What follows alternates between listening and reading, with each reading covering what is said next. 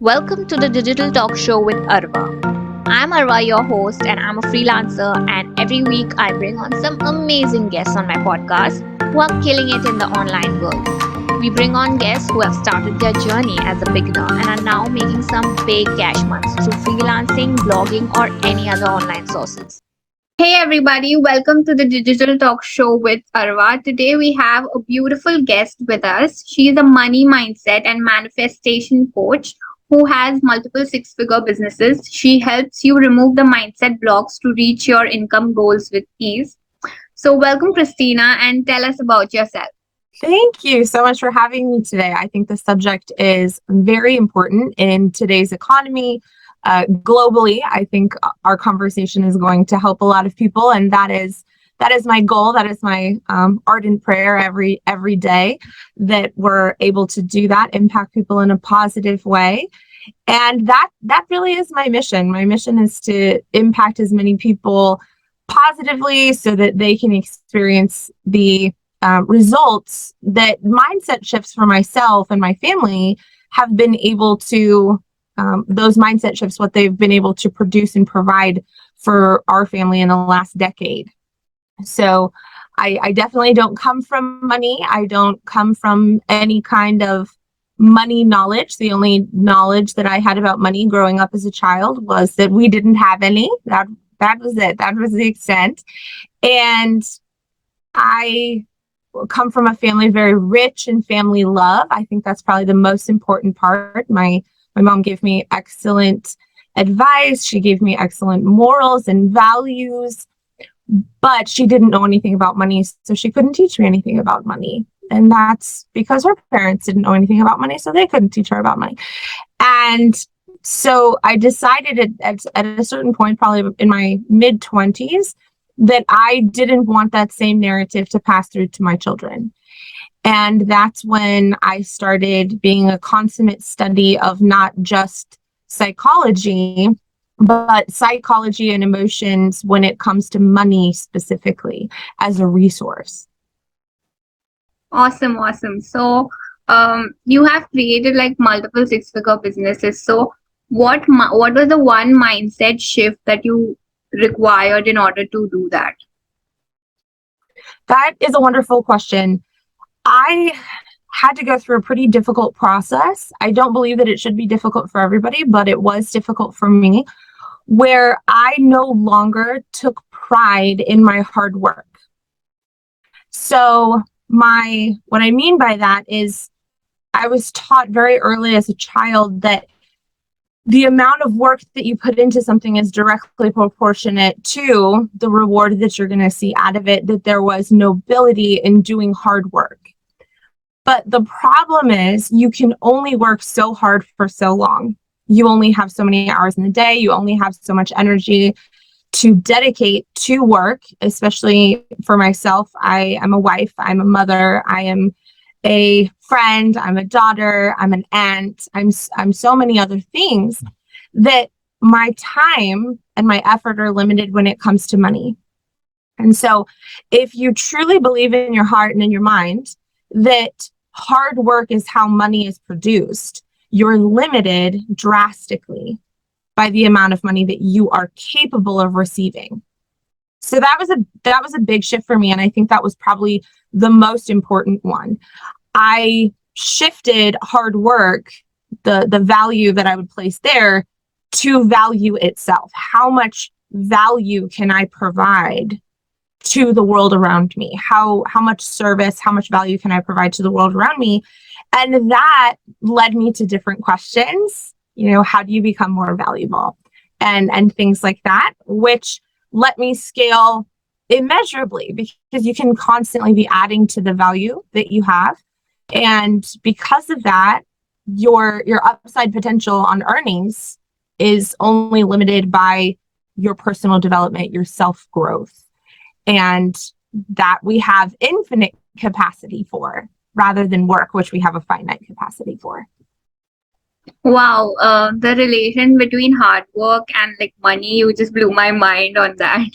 That's truly knowledgeable, and like even I come from a very conservative family, so I know that We always had, like growing up also, we always had this scarcity mindset that money is limited. So it does affect in business as well. I've been in business online, in the online world, since 2 years now, and in the second year of business I know that okay, this mindset won't be working. It worked before, but it won't be working ahead in my business. So how do you break those old habits that you have? You have to first recognize that you have them and where they come from. So I do much better with stories, and I'll just give you some personal experience. I think that maybe your audience can benefit from, maybe relate to. Is I, as a young woman, newly married, I would get into fights with my husband. Yes, we have arguments, or as I like to call them, conversations with an agenda. Uh, this is and so I magically, my car is driving itself to the mall, to the store, and I'm buying things. Not anything that I had planned to. This wasn't something that we needed. This is how I was comforting myself after having an emotional conversation with my husband. And I did this automatically for years before really dialing in why that was. Well, and I remember as a young child, my mother, again, very rich in family love, but not great with money. Whenever she would get into a fight with my dad, we would go shopping. And this was our habit. We would go shopping, but my dad couldn't know that we were shopping because money was a finite resource and we didn't have any. So we would go shopping. We would bring home the bags. They would have to stay in the car until my dad went to work. Then the bags could come inside. The clothes had to be taken out of the bags, the tags off the clothes, hang the clothes in the closet, put the tags back in the bags back in the car, and take it down to a gas station or a grocery store somewhere we could throw it away where the evidence wasn't in our bin. And this I modeled this in my own life. Now, my mom used this, I think, a lot to work through her situation with my dad. My dad was he is a narcissist, okay? And she had certain tools that she needed to deal with her situation, and they served her in that situation. I don't believe in giving any moral value to the tool that you use while it's the only tool available to you. Okay, we don't feel guilty about using the tools that were available to us at the time when we didn't know that there was a better tool available or we didn't have access to it. So she was doing the best that she could in the situation that she was in, but I wasn't in her situation. I was in a very different situation. My husband is very loving. My husband's very caring. He would move heaven and earth, I think, if I asked him to, which is why I have to be very careful what I ask him to do, because he will find a way to make it happen. So I was using tools for a situation that I wasn't in. And so it was very inappropriate. It led to additional confrontations with my husband about the money, and mostly the transparency, the communication, the honesty. That's where it was stemming from, which we would get into a fight about, and then I would want to go shopping again. And so it was just kind of this vicious cycle. So the first thing is to identify that there is a problem. Okay, to identify that there is a problem. And the financial problems, they are symptoms of a deeper rooted problem. Okay, so this is something that I work through with clients. So a client if I were speaking to a client like myself, where I would go and I would comfort myself spending, but spending on clothes, okay, or cars could be an example of this, something that I get to put on to portray a certain image that is more deep rooted in a sense of unworthiness of self, in a sense of self-loathing and a bad self-image. Okay, so when the emotion around unworthiness, self-image, those are triggered, I'm going to comfort myself by spending in a certain way. Now, for someone who, not like me, but there are some people who do this, they seek out the comfort by buying food, or, you know, even just groceries or for the pantry or whatever have you. Their more deeper set insecurity is around resources. Okay, they have a deep insecurity about resources. And until we address those insecurities, you're never going to change the symptoms, right? You have to treat the root cause before you're going to get different symptoms. And what those fundamentally are thought patterns, not our own thought patterns. These are thought patterns that were provided to us up until about the age of 7. That's when we're getting programmed. Those thought patterns produce a set of beliefs. Those beliefs produce actions, and those actions produce the results. And the results reinforce the thoughts that reinforce the beliefs, and that's the pattern. So changing that belief, you have to figure out what the root cause or what the belief that needs to be changed is, whether it be money is a finite resource or food is a finite resource, or, you know, any of those things, or negative self-image, self-worth problems, or whatever other belief is causing this behavior to manifest itself. And the best way to do that is to replace it with the opposite belief. So, for example, money is not finite. In fact, in my country, we've printed 20% of all of the money that has ever existed in the history of our country in 1 year. Well, 18 months. They can just make more, and they will just make more. Now, we're dealing with the consequences, of course, but money is not a finite resource. It's one of the most abundant things that there is in our world is money. And what you believe about money is dictating how much of it lives in your account. Yeah, true. So like I understood the concept that you were talking about, but like how much time does it take to, actually implement what you are trying to change? That's going to vary on the person, and it's going to vary based on how deep rooted a belief is. But it can happen very quickly if someone wants it to. Very quickly. How do I know this? I've personal experience, friends who chain smokers found out they were pregnant, stopped like this, never touched it again. Why? Well, because they overrode their desire with the belief that that was going to cause harm to their child, right? And so they instantly manufactured a new belief. That belief created a different set of actions. That set of actions created a different result, right? So it can happen like this. For most people, it takes more time to discover why they behave the way that they behave than it does to change that behavior. The first step is the most important step. That's, I think, what causes the time differential, is we really have to go back through past experiences to find where this belief is, because it exists in the subconscious. It's not a consciously, the symptoms are conscious, but the beliefs are subconscious. So that takes longer. Okay, but there is a tool.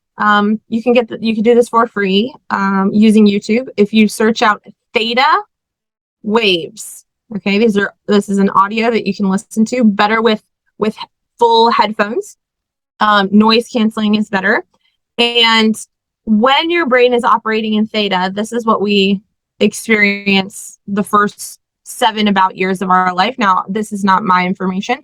It's a gentleman by the name of Dr. Bruce Lipton. He's the one who studied this quite extensively. Up until about the age of 7, our brains are operating in theta waves. This is when we're getting programmed. This is in those wavelengths is when we are most susceptible to information and to programming. So if you have intention to change a belief that you have, you must decide what you'd like to replace that belief with.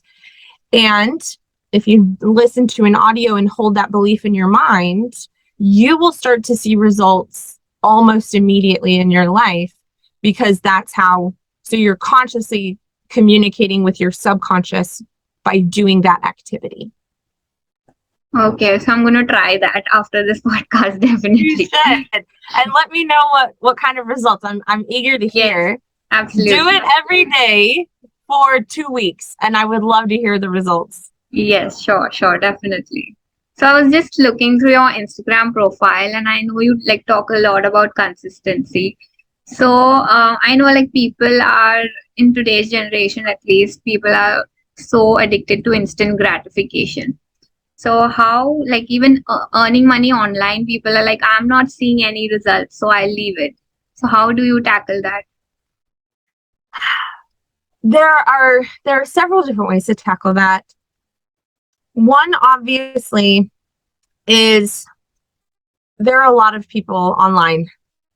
There are just a lot of people, and there's a lot of noise. So until you find your unique voice, no one will hear you. This is my belief. You have to show up very authentically, and it's very difficult to sell and be authentic at the same time. It's not impossible, but it is quite difficult, and it does take some study. It does take some skill. In my experience, the ones who see the results the fastest are the ones who didn't set out to see the results in the first place. I don't know if you've noticed this. People who go viral, their virality stems from wanting absolutely nothing in return. They were just being themselves, and it resonated with people. And so if you want to sell online, you actually shouldn't try to sell online. You build a funnel, you build the mechanisms necessary in order to see success. But everyone is selling something for a reason. Well, everyone is selling something in general, but they're selling something for a reason. So for myself, the reason that I would like more people to interact with and hear the results that we're able to produce is so that they could experience the same results that we've experienced, which has been life-changing. And especially growing up in a middle-class family, it is my children live a very different life than I lived, as far as opportunity, as far as resources, as far as those things go. So no one goes online to sell something that they don't believe in, I would hope. And I truly don't wish any success for the people who don't believe in the things that they're selling. I hope that they never come across this podcast and they don't get any tips and they fail miserably. But the people who actually believe, that's what you just communicate. You communicate that belief. These are the results it's produced for me. This is the lifestyle that I get to live, or these are the experiences that I've had. And it could be the same for you. That kind of authenticity is lacking in most sales transactions. In fact, most salespeople will tell you that you have to accommodate for everybody. You have to be kind of a chameleon of sorts and never say anything controversial. Do not talk about controversial issues or opinions. I believe selling online is actually the opposite. You should be your most transparent and authentic self. And when you do that, it's going to resonate with the right people. It's not going to resonate with everybody, but it's going to resonate with the right people. Actually, even I do believe in that. The relatability factor, that's what makes your courses sell more, I feel. And I feel like if I can relate to someone, and even if that person doesn't have a very big following, I'll still buy from that person. Yes. Yes. So yeah, I absolutely agree with that. Sorry. So since you're a six-figure entrepreneur, I would definitely want to ask you, how do you deal with the highs and lows in business? So obviously highs, everybody can deal with that, but at least like lows, how do you deal with that? That is a magnificent question. I'm so glad that you asked, because this is also a conversation that needs to take place. Oftentimes, especially on social media, you only see the highlight reel, right? And for myself, I view my lessons when I was down, the period of times, the seasons when I was down, I learned the most in those seasons. I learned the most about myself. I learned the most about life in general. I grew the most in those trough seasons. I don't actually learn very much from the successes, right? There's not a lot of useful data in the success because the success is predicated on something else, right? And so once I understood that those seasons were the biggest opportunity for me to learn and to grow, I found myself more excited about those seasons than I had ever been. And it was my excitement to learn and grow through those seasons that shortened them dramatically.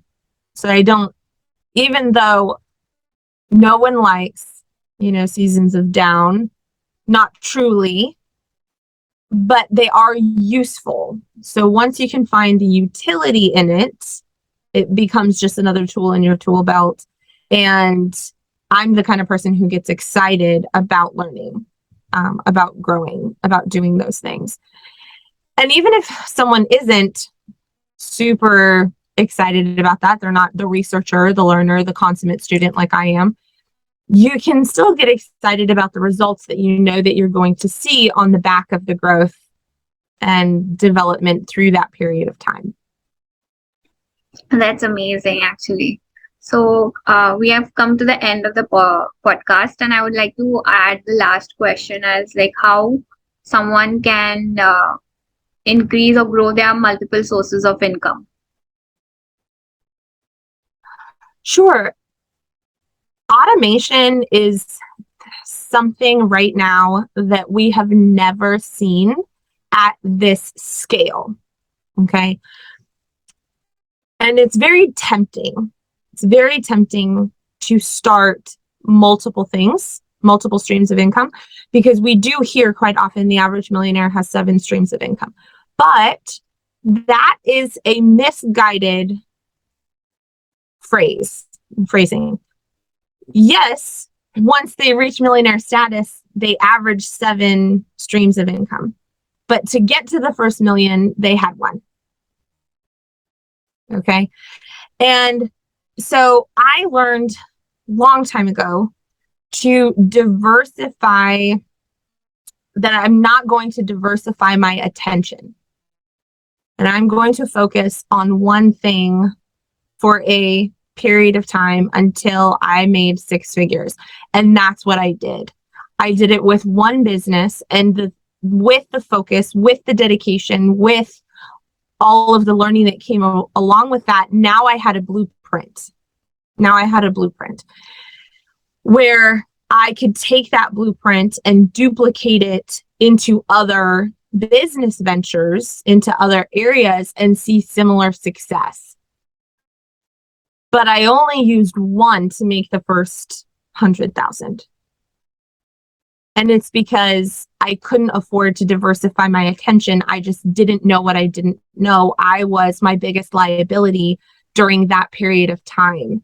So I removed all distraction, focused on one thing, and documented the process. I think that's something that really, if I could leave just with one idea, is to document the process for yourself. I journal. I don't know, just like here, at my desk, I probably have 75 of the same journal. Wow. So this one's from 2016. That's the first date on this one, where I documented every single day what I was doing, what worked, what didn't, how I felt. And those are my business blueprints.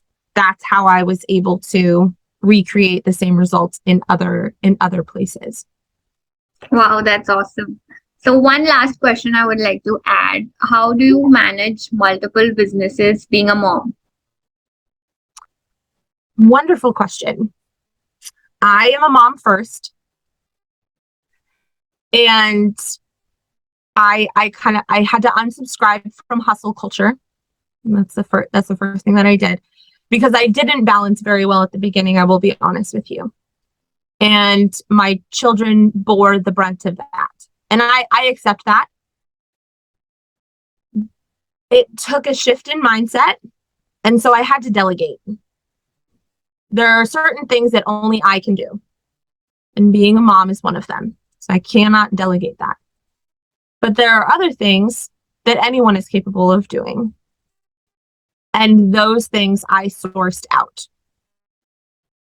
Now, when I didn't have any money to pay someone to do that, I would work in the hours that my children were asleep.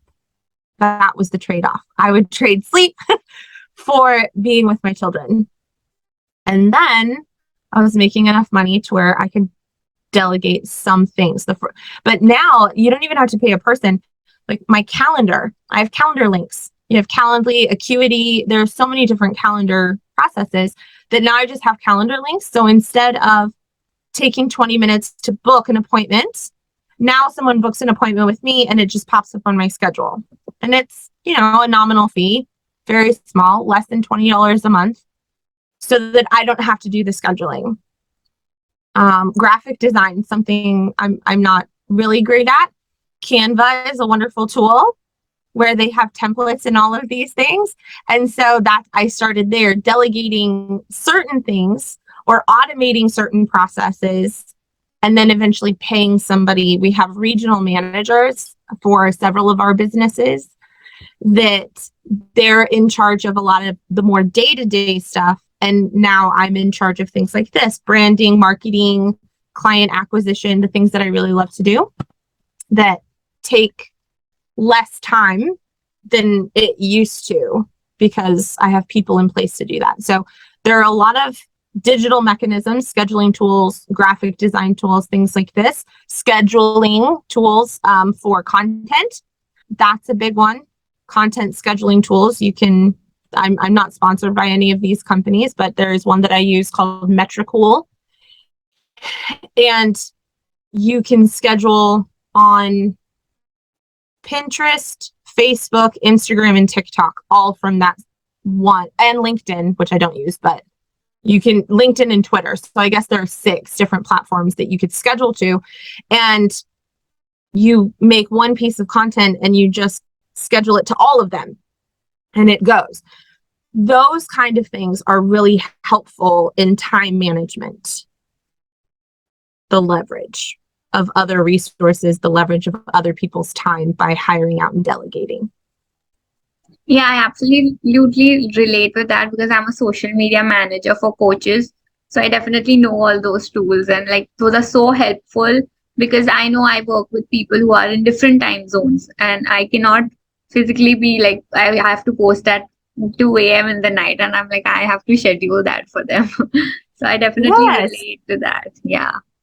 They're wonderful tools. And I would even say if a business owner could get to a point where they pay someone like you to manage those tools for them, that is the ultimate.